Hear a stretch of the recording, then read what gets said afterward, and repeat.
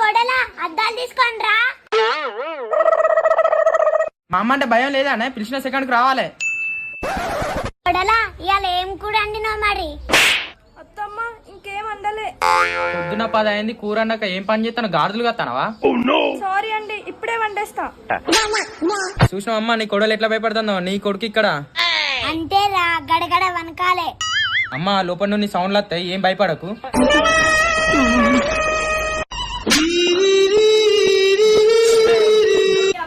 బాగా మాట్లాడతాను.